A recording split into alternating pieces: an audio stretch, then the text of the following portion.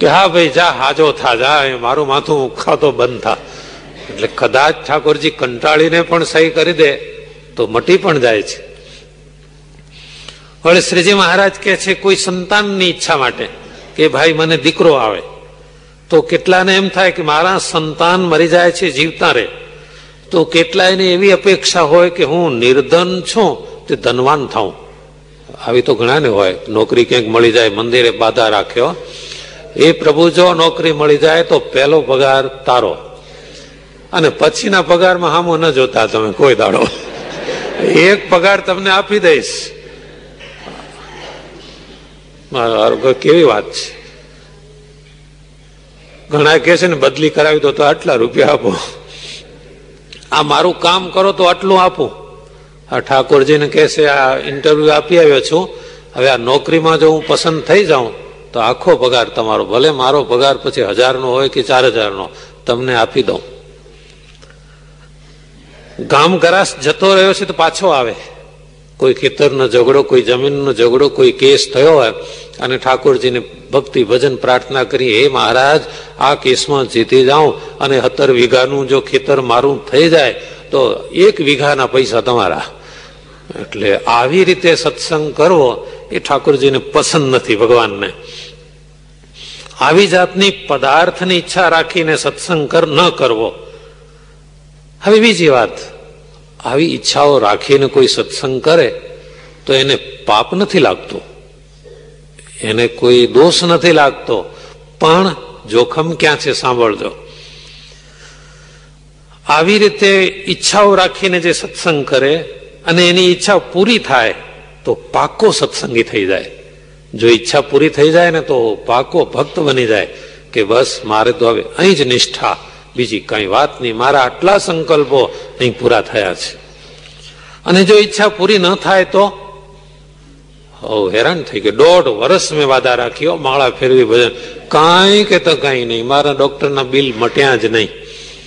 પેલા કેસમાં હું હારી ગયો, પહેલામાં કઈ થયું નહીં. એટલે પછી એનું મન ડોલવા માંડે. એટલે સત્સંગ કરવો એ જીવના કલ્યાણને અર્થે કરવો, કોઈ પદાર્થની ઈચ્છા રાખવી નહીં. હવે બીજી વાત શ્રીજી મહારાજ કહે છે, સાવધાન થજો. ભલે કદાચ ઈચ્છા રાખો કે ના રાખો, પણ સત્સંગમાં આવશો તો તમારું સારું થવાનું છે ને છે, એમાં શંકા જ નથી. તમે ભલે કઈ પણ ઈચ્છા ન રાખો.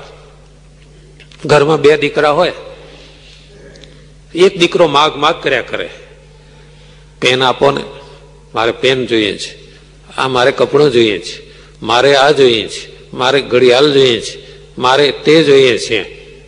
એના બાપ પાસે એક દીકરો માગ્યા જ કરે. બાપનો ધર્મ છે, છોકરો માગે એટલે લાવી દે. એક દીકરો એવો હોય કે 2 માંથી એક કે માગે જ નહીં, ન પેન માગે, ન ઘડિયાળ માગે, ન ચશ્મા માગે, કે ન ચોપડો માગે, ન કપડા માગે. હવે વિચાર કરજો, બાપ જયારે બજારમાં ખરીદવા જાય ત્યારે જે માગ કરે છે એના માટે લાવશે તો પેલો બિલકુલ માગતો નથી, એને શું ભૂલી જશે? એ તો તરત કહેશે આ બંને બાબા માટે 2 ઘડિયાળ લેતો જાઉં, આ બંને બાબા માટે લેતો જાઉં. તરત જ એને સંકલ્પ થાય. તમે નહીં માગો એટલે ભગવાન તમને મૂકી દેશે એમ ન સમજતા, તમારું વધુ ધ્યાન રાખશે. ઉપરથી એમ થશે પહેલો તો નટખટી માગ કરી લેશે, પણ અમારો નાનો છે ને બિલકુલ બોલતો નથી, એ મારે જ ધ્યાન રાખવું પડે એનું. એટલે ભગવાન તમારું વધુ ધ્યાન રાખશે. હવે શ્રીજી મહારાજ એ વિશે વાત કરે છે કે સત્સંગમાં આવે એનું ક્યારે પણ અહિત થતું નથી. ગમે એવી મોટી મુશ્કેલી આવવાની હોય તો સત્સંગમાં આવવાથી બચી જવાય છે. ઘરમાં 10 માણસ હોય અને 10નું મૃત્યુ આવવાનું હોય તો એમાંથી થોડાક ઉગરી જાય છે સત્સંગના પ્રતાપે. રામ પત્તર આવવાનું હોય અને રોટલા ખાવા મળે એ વિનાશ કરતા આટલું જો થાય તો શું ખોટું છે? સૂળી લખી હોય તો કાંટેથી ટળી જાય છે. ઘણી વાર આપણને એમ થાય કે હા મંદિરે આવતો હતો ને મને કાંટો વાગ્યો. એક ભાઈને રીતસર અભાવ આવી ગયો, હું મંદિરે આવવા નીકળ્યો ને મારી સાયકલને પંચર પડ્યું. બોલો હવે ભગવાન તારી સાયકલ નીચે હાથ રાખે, શું કરે? હવે કેટલીક વસ્તુ વિનાશક છે જ, હવે થયા કરે. પંચર કઈ અમુક જગ્યાએ જ પડે એવું કઈ નક્કી નથી હોતું. હવે બોલો ઠાકોરજી હોય તો આટલું મને કેમ ન બચાવી લીધો? હવે એ ભાઈ મહાપૂજામાં બેસવાના હતા, હવે પંચર પડ્યું, જરા દૂર મુશ્કેલી, દોરીને આવે તોય મોડું થાય. એમાં એને ઠાકોરજીને સાથે જોડી દીધી આખી ઘટના કે મારી સાયકલને પંચર પડ્યું, ભગવાને કેમ બચાવ્યું નહીં. ઓહો, ઠાકોરજી શું કરે? સાયકલોનું જ ધ્યાન રાખે ચારે બાજુ, ભાઈ કોઈની સાયકલને હું પંચર પડવા નહીં દઉં. પણ સ્વામિનારાયણ ભગવાન કહે છે કે જે કઈ કષ્ટ આવે એ આપણા સારા માટે હશે. શ્રીજી મહારાજ સ્વયં એક દ્રષ્ટાંત કહે છે.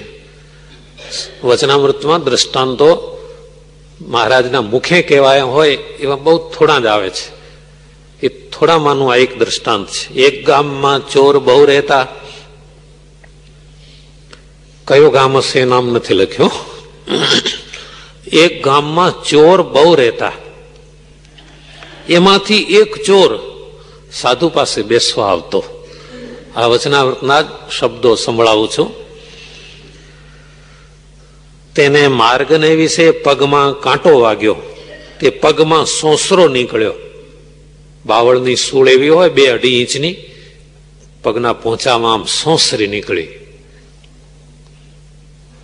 તેણે કરીને પગ સૂજ્યો, પગમાં સોજો આવી ગયો. ચોરી કરવા ન જવાયો. બીજા ચોર ચોરી કરવા ગયા. એમના જે ભાગીદારો હતા 3 જણા, એ ચોરી કરવા ગયા. એક રાજાનો ખજાનો ફાડીને ઘણું ધન લઈ આવ્યા. ત્યારે અને સૌએ માહોમાં વેચી લીધું. એ 3 જણાએ જ ભાગ પાડ્યા, કારણ કે ચોથો આવ્યો નતો, એને કાંટો વાગ્યો હતો. તે માહોમાં વેચી લીધું, પૈસા બહુ આવ્યા. એ સાંભળીને જે ચોર સાધુ પાસે આવતો હતો, જેને કાંટો વાગ્યો હતો, એના મા બાપ, એના સગા, એની બહેનો, એની સ્ત્રી બધા એને વટવા માંડ્યા કે તું ચોરી કરવાના ગયો અને સાધુ પાસે ગયો તે આપણું ભૂંડું થયું. અત્યારે એવા હોય છે. લે આ 57% પાસ થયો, જા મંદિરમાં જા. હા, મંદિરમાં જઈને રોજ અડધો કલાક તાળીઓ પાડે છે.